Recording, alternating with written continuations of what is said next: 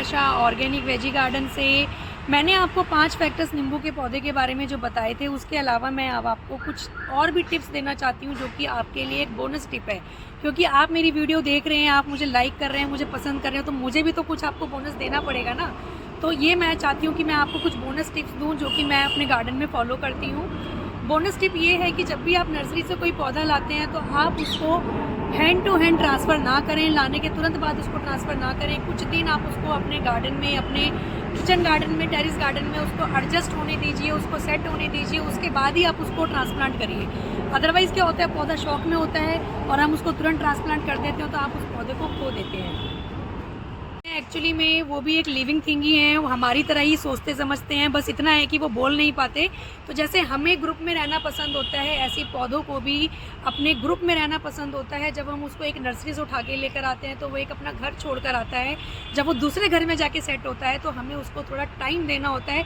ये नहीं कि आपने हैंड टू हैंड उसको उसकी पॉलीथीन से निकाला और गमले में सेट कर दिया तो वो शौक में जाता है। इससे क्या होता है कि पौधा हमारा एक डोरमेंसी पीरियड में, या मान लीजिए एक शौक में चला जाता है और हम धीरे धीरे उसको खो देते हैं। जो मेरा अगला टिप है, बोनस टिप, वो ये है कि जब भी आप नर्सरी से नींबू का या कोई भी फलदार पौधा लेकर आते हैं तो आप एयर लेयरिंग से तैयार करा हुआ पौधा लेकर आएँ या फिर आप ग्राफ्टेड पौधा ही लेकर आएँ। ग्राफ्टेड पौधा या एयर लेयरिंग पौधा लाने से क्या होता है कि आपको फ्रूटिंग बहुत जल्दी मिल जाती है। बीज से तैयार करा हुआ पौधा ना लेकर आएँ। बीज से तैयार करे हुए पौधे में जो फ्रूटिंग होती है, उसका फ्रूटिंग का टाइम होता है 8 से 9 साल। आपको टाइम फ्रूटिंग देने में वो बहुत टाइम लगा देगा। तब तक आप केयर कर करके परेशान हो जाओगे, आपको फ्रूटिंग मिलेगी नहीं, फिर आप उस पौधे को हटा देते हैं। एक्चुअली होता क्या है कि हम जब नर्सरी से पौधा लाते हैं, जो नर्सरी वाला हमें देता है, एज इट इज़ उठा लाते हैं क्योंकि हमें नॉलेज नहीं होती। तो आपको क्या करना है, नर्सरी वाले के पास जाना है और उसको बोलना है या तो वो ग्राफ्टेड पौधा आपको दे या फिर एयर लेयरिंग से तैयार किया हुआ पौधा दे।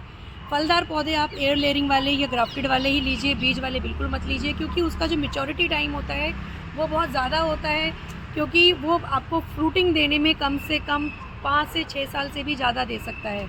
और नींबू का जो पौधा होता है वो तो आपको मान के चलिए 6 से 8 साल बाद ही फ्रूटिंग देता है, बीज से तैयार किया हुआ। जो ग्राफ्टेड पौधा होता है, जो एयर लेयरिंग से तैयार किया हुआ पौधा होता है, वो आपको साल 6 महीने में ही फ्रूटिंग दे देता है।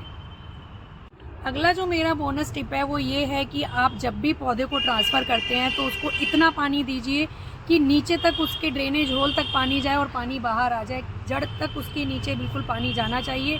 ये नहीं कि आपने उसको ट्रांसफ़र किया और थोड़ा सा पानी दिया और नहीं, ऐसे नहीं करना। आपको उसको भरकर पानी देना है ताकि नीचे जो गमले के नीचे जो ड्रेनेज होल है वहाँ से पानी निकलना चाहिए। जब तक ना निकले तब तक आप उसको पानी देते रहिए। अगला जो टिप है वो ये है कि जब आप उस पौधे को ट्रांसफ़र कर देते हैं, उसको पानी दे देते हैं, तो उसके बाद आपने उसको 4-5 दिन के लिए छायादार जगह में रखना है, डायरेक्ट सनलाइट में नहीं रखना। डायरेक्ट सनलाइट से वो थोड़ा सा शॉक में चला जाएगा और वो जल्दी से आपको सेट होने में टाइम लगा देगा। आप उसको थोड़ा सा छायादार जगह पे रखिए जहाँ पर उसको सनलाइट छन कर आती हो, हल्की धूप आती हो, लेकिन डायरेक्ट सनलाइट उस पर ना पड़े। आप उसको ग्रुप में रखिए ताकि वो जल्दी सेट हो जाए और अपने लोकेशन पे जाने के लिए तैयार हो।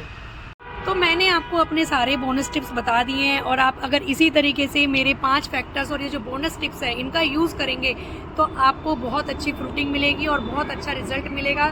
तो ऐसे ही और टिप्स और फैक्टर्स जानने के लिए मेरे चैनल को लाइक, सब्सक्राइब और फॉलो ज़रूर करिए और लोगों तक इस वीडियो को इतना पहुंचाइए कि किसी भी गार्डनर को अपनी गार्डनिंग में कोई प्रॉब्लम ना हो। ज़्यादा से ज़्यादा वो हार्वेस्टिंग ले, ज़्यादा से ज़्यादा फ्रूटिंग ले। Bye bye.